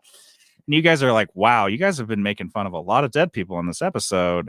Kind of dark. A kid got stabbed, and you were laughing about it. Yeah, and someone got shot, and you guys thought that was like funny, and we're like, well, yeah, especially when a rich guy charges $250,000 per person for a ride down in his handmade submarine to go see the Titanic. Cobbled together submarine. 5,000 feet below a normal crush depth. But yeah, like they had some high-tech stuff in there, right? Yeah, they even had a Logitech G wireless gamepad F710, a $50 third-party gaming controller for the Xbox 360 that came out in 2010. Do you remember when these were like going for right after this story came? Because you guys remember this fucking crazy submarine story. But these Logitech controllers sold out because people were like meme buying them. Dude, hilarious. Like no one was buying this controller before. It's not like a top of the line. This is a great controller. Yeah, honestly, $50 is like the lower end of the price range for like a controller. And it doesn't have good reviews. Like when it was, because it had an online posting and listing in 2010, and people didn't really like this. Why would you use it to control this like submarine that is honestly very mission critical? Like this is a critical piece of it. Yeah. This isn't like, oh yeah, we had. Turns out there's no mission critical piece. I'm just going to play the clip of the guy being interviewed showing off his home handmade submarine. Please. So this is not your grandfather's submersible. We only have one button. That's it. It should be like an elevator. You know, it shouldn't take a lot of skill. The Titan is the only 5-person sub in the world that can reach Titanic depths, 2.4 miles below the sea. It's also the only one with a toilet. Sort of. And yet I couldn't help noticing how many pieces of this sub seemed improvised. We can use these off-the-shelf components. I got these from Camper World. We run the whole thing with this game Dude, control. you went to the mall. Come on. The interviewer loses it. He breaks laughs and goes, come on. We run the whole thing with this game controller, but the button he shows is literally like an elevator button. And he's like, we just click this and it goes down. I mean, this was so insane. Obviously, the Logitech controller was the least of this guy's concerns. The fact he was building this place out of Camping World. Dude, I'm telling you, he went to the mall. He's like, okay, what do we need? We need, I don't know what he bought at Camping World, but he's like, oh, I got to go to the game store real quick and buy a controller to control my submarine. No, they were the lights. So being able to see in there. So was imagine was the Camping World. that's where they got Camping World, and the toilet was just like a bucket.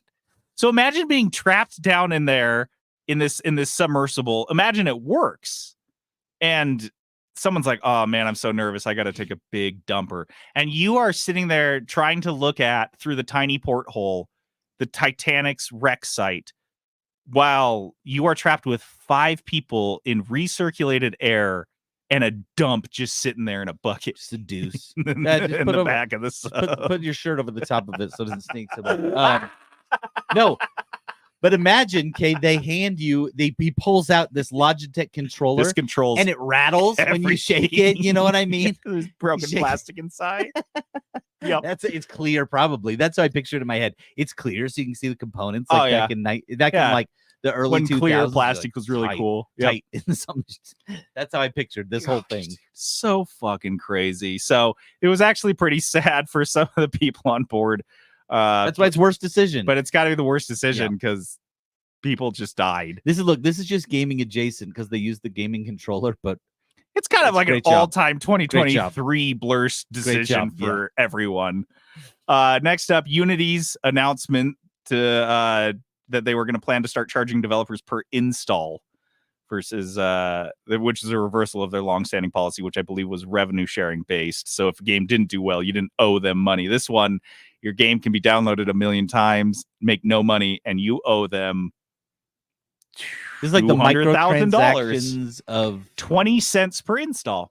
Dude, 20 cents per install. So every mobile game, which I can guarantee you, no mobile games have an average of 20 cents per player. No way. Most of them are free, and there's a couple whales that bring that up to probably like 10 cents per player. And the whales are probably paying like 50+ bucks. Well, then a lot of people are just downloading stuff and never playing it. But like you are going to so you're no way breaking even. The fee would kick in after. Yeah, so it was called the Unity runtime fee. And we all know how that went. Went poorly. Very poorly. Horrible decision. Honestly, this in the gaming industry, this might be, in my opinion, the worst decision since we started this podcast. Made. This is they're like trying to destroy the company. Mm-hmm. People just like leaving Unity because like, well, I can't think of like a comparison. Maybe Bethesda comes out and they're like, our games are $100 by default, just baseline. Every time you boot up the game, there's a small fee associated with it. That's what this would be. Yeah, like. There you go. Because this is so offensive and it just cuts off their developers who especially the little guys. The little guys are like, there's a 0% chance I'm using Unity now. Yeah. No way. Yeah. So great job. Worst decision. Was that John Riccatello, I think? Yeah. Real shitbird. Next up, a printing card worker stole an unfathomable amount of rare Pokemon cards and then got caught trying to sell them. Okay, come on. This one is so good. Oh my God. And honestly, I would encourage anyone to look it up because the images make this story so dumb. 100 times better. So dumb. So someone posts a photo in a closed Pokemon World Facebook group they claim to have gotten from another Facebook group. There's this table with a stack of insanely rare cards stacked like 1,000 cards high. So it's like 5 inches high. If you remember, people were getting concerned online because people were buying these packs and nobody was getting these rare cards. Yeah, Fusion Strike was the latest like update because Homeboy was stealing. He worked there. He was on the line, taking them off the line. Yeah, so they were not in any packs. He just had them. But the best part is that the Pokemon company came out and said, we can confirm that Sword and Shield booster packs and products were shipped to retail as intended, and we have no indication that the integrity of the products were impacted by any confirmed or unconfirmed theft. So you just fucking lie? Yeah, there's no what? So what was the intention for the gigantic stack of super rare cards this guy stole? Okay, so where were those gonna go? This guy has like an impossible amount of these rare cards, especially they're even more rare because no one's finding them. Everyone's like, I don't have them. He has made them extraordinarily rare. He has a gigantic stack of them, and like it's pretty obvious what's happening. So then he goes and tries to sell them to a store who buys Pokemon cards, right? Trades Pokemon cards, and obviously these guys aren't idiots. Yeah, they're like, that's like going into the Louvre and being like, hey, I found this cool painting, will you buy it? And they're like, that's the Mona Lisa. Someone stole it last night. And you're like, oh, well, you seem to understand So art do really you well. like it then? So you'll pay me good money for it, right? He goes to the one place in the fucking world that would immediately, because they called the Pokemon company. Trading Card World called the Pokemon company, and then the cops show up and everything goes from there. Such a mess, but like, yeah, I mean, JD always says it. Don't steal yourself a job. Stole a fucking Because job. even then, like, if he would have done this the smart way, he would sell one of these cards every 2 weeks to not be super suspicious. And it'd probably still be suspicious that his eBay listing for that card never comes down. He's always got another one to sell. Like, what the fuck? Yeah. This is, and this guy's been selling them for like 3 years now because he has 2,000 of them. Like, Yes. he's got so many. No, it's fucking crazy. And the cherry on top that Pokemon was just lied. They just lied about it. They were like, yeah, no. Why didn't they just this is right. sue this guy into the oblivion, send him to jail for his life, and then put a press release out like, hey, sorry, we acted. We're gonna send out a bunch. We're of gonna these do cards something, and but no, stuff they're like like, I think we can just lie to him, and everyone's like, yeah, we don't care. We'll buy the next set. This did not impact the sale of Pokemon cards one iota. No, this barely on radar. This was like a small local news story type of thing. But man, selling stolen goods, so good.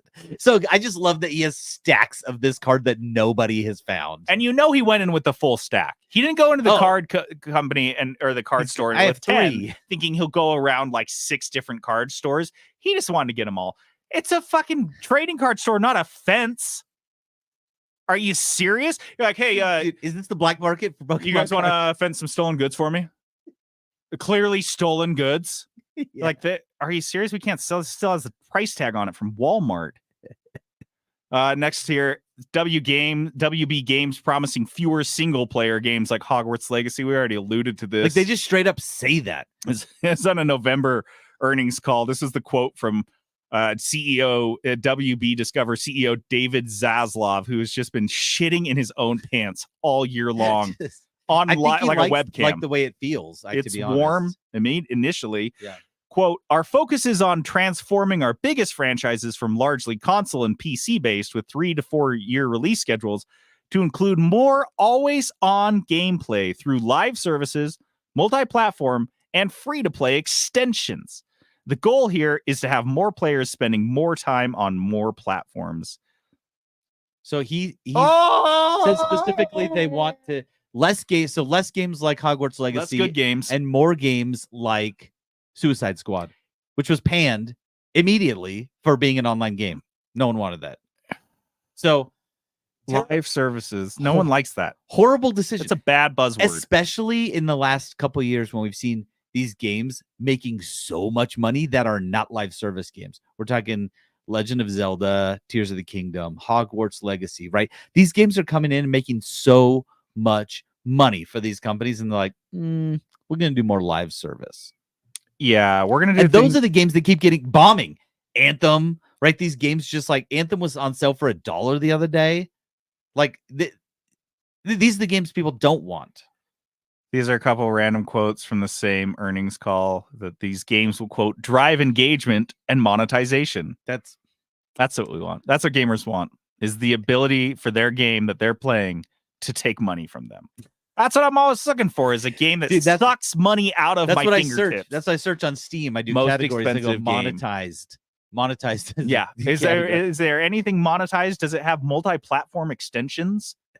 And then he says these type of games will provide a, quote, significant opportunity to generate greater post-purchase revenue. This guy saw how much Harry Potter Hogwarts Legacy made and was like, he literally looked at the guys that made that and he's like, that's it. He was mad. They brought in $1 billion and he's like, that's it. He was mad there wasn't a way to bring in more. They bring him that and he's like, what have you done for me lately? They're like, well, we made this huge. It took a long time. We made this game. It made you a ton of money. And he's like, yeah, but that doesn't show up in this quarter's earnings. Yeah, are you stupid? Yeah, you made me $1 billion because they sold 15 million copies by May of last year, May of 2023, which is $900 million. So yeah, the game made $1 billion, and Zaslav's like, What have you done for me lately? No, so what he did, I promise, he looked at those. He didn't look at the money it brought in. He looked at the number of players, and he was like, "Man, times that by if we could have been monetizing that, like put some microtransactions in the game." And these people are their perception of money so skewed. Like, dude, we could have sold them some cosmetic items for $25 each. If we made $25 off of each of those people, think of how much money. And that's just not how it works. And every time these guys bitch about that amount of money, they should have to go and look at that amount of money in cash, like in Breaking Bad. Yeah. And you see how much Walt's made, and that's only like a couple $1 million. Yeah. They should have to go look at $900 million in cash and then turn around and say, that's not enough, with dead serious straight face. Be like, this is you can still do it. You can still do all the stuff, but you have to go through the motions of looking at the cash pile. I need you to see. You got to see it. I need don't you think to you understand. You see the number 900 and you just forget the parts afterwards. Yeah. You need to know. Our last nomination is that Twitch could not figure out how much porn it was going to allow people to stream. This was toward the end of the year. They couldn't decide. It's just a hilarious 1-2 punch of the Twitch chief's customer trust officer dropping a blog post saying that their sexual content policy was confusing and disproportionately penalized female presenting streamers. So can't show your tits, basically, was Twitch's former rule. Not a lot of streamers that I would want to see topless, guy streamers that I would want to see without a shirt on. So, yeah. I mean, that's a part of it. And so they're like, we're going to take all our complex sexual content policies. We're going to just push them all into one single policy that just lets you do whatever you want as long as you label it properly. 2 days later, the CEO of Twitch himself writes another blog post. I like the idea that they're having like a dueling blog. Like, this is like 2008 and blogs are arguing. That's what I was going to say. Like, why are they... When's the last time we had an argument on a blog? Dude, why are they even posting on blogs? Like, what? Why do we have a blog still? Quote, upon reflection, we have decided that we went too far with this change. I've seen a lot of nipples in the last 2 days, and it's been wigging me out. But JD, they were labeled properly. Nips. Like, that A nip stops stream. any 13-year-old to be like, you know what? I'm going to go watch Amaranth naked now. Yeah, cool. So Dan Clancy, CEO of Twitch, basically comes back and reneges on all this and says, no, we're disallowing all nudity, artistic or otherwise, on Twitch. Problem solved, dude. We're good. I'm sure there will have no other issues arise. I think I predicted when we first talked about this, give us 2 years, they'll try to like do something again, because what they're realizing is these streams of like ladies in hot tubs, or as I think Abby mentioned on our Discord, like she went on and there was all these like ladies topless, but you couldn't see anything, but you knew they were topless. Right? There was a bunch of those. You see, those are very popular, and they're like, how do we? So we are 5 years away from not even 5 years. We 5 are months. They'd be so stupid not to do this. We are a couple years away from Twitch just straight up becoming live OnlyFans. Yeah, I think they just spin off their own thing. And I mean, that's engaging content. Staring at a streamer, just praying she like reaches for a Kleenex and you get a little hint. Oh, I saw it. I saw it. got it. I No, swear. No, that was a shadow. Went right down her shirt. No way, man. Crazy. Dude, this is the best day ever. So that's it. We will go very quickly through these. Most overrated. We had Super Mario Brothers movie, the entire video game industry, Five Nights FNAF, Diablo 4 and Starfield. Worst sequel, we had Destiny 2 Lightfall, Escape from Tarkov Arena, EA Sports FC 24, Call of Duty Modern Warfare 3, and Payday 3. Gamer Rage, we had a 27-year-old stabbing a 11-year-old for calling him an NPC, Link's Vagina Bones, Fox News getting mad about Xbox having an energy-saving mode, Apex Legends summer skins weren't horny enough, and homophobes were review bombing Horizon Forbidden West DLC. Worst name, we had Naruto X Boruto, Game Mill, whatever the fuck Phil's was, the Last Hope Dead Zone Survival, Operation Harsh Doorstop, and then for worst decision, we had the Titan Submarine Controller, Unity's plans to charge developers per install, a printing card worker stealing an unfathomable amount of Pokemon cards, WB Games promising fewer single-player games, and finally, Twitch cannot figure out how much porn it's going to allow people to stream. That's it, you guys. That's the Blursties. And something that's not something that's honestly the best. as we try to transition into 2024, hopefully a better year for all of us, let's think about the wise words of Seal. I'm JD, logging off. Did I have to sing this song? I hate you. This is Peterson going AFK. You became the light from the dark side of me.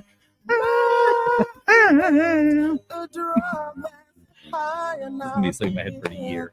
Did you know hit end stream. my eyes become Thanks for jumping on, everyone. The light that you